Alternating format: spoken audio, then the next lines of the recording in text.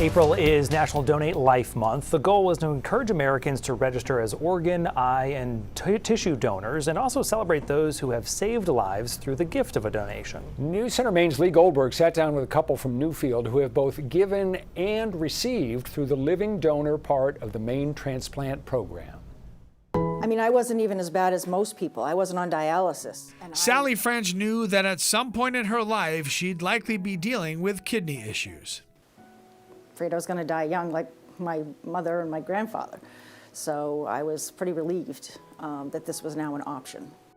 Sally was born with polycystic kidney disease, which is hereditary, and started getting regularly tested when she was 21.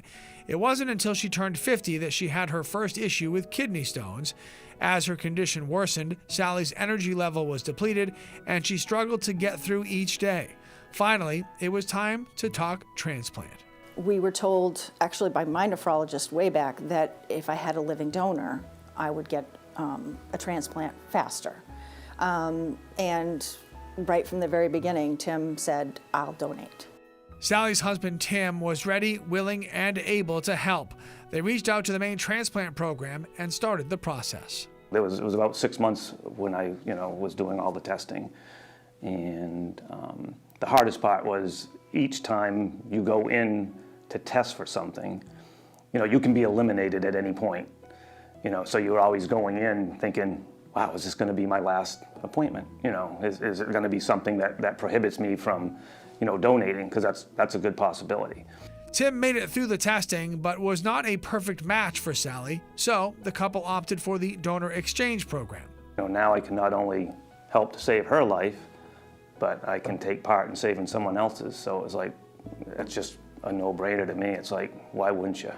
Having a living donor instead of waiting for a cadaver can be literally life-changing, as the wait time goes from years to months or even less. On January 10th, a stranger got Tim's kidney. 20 days later, it was Sally's turn to receive. Good morning. Sally, how are you? Tim?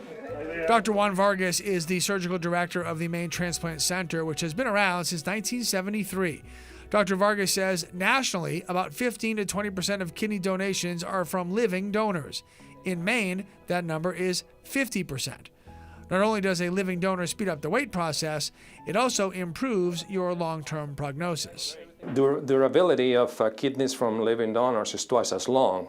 As an example, a cadaver kidney is about 7 to 10 years on a good run, so a living donor kidney has the potential to last 20, 25 years. We're the only program in Maine, so we have 250 people listed, and we do about 45 to 50 kidneys a year. So the gap for Mainers is 200, so we need 200 more organs, 200 more kidneys. Yeah, it was tough.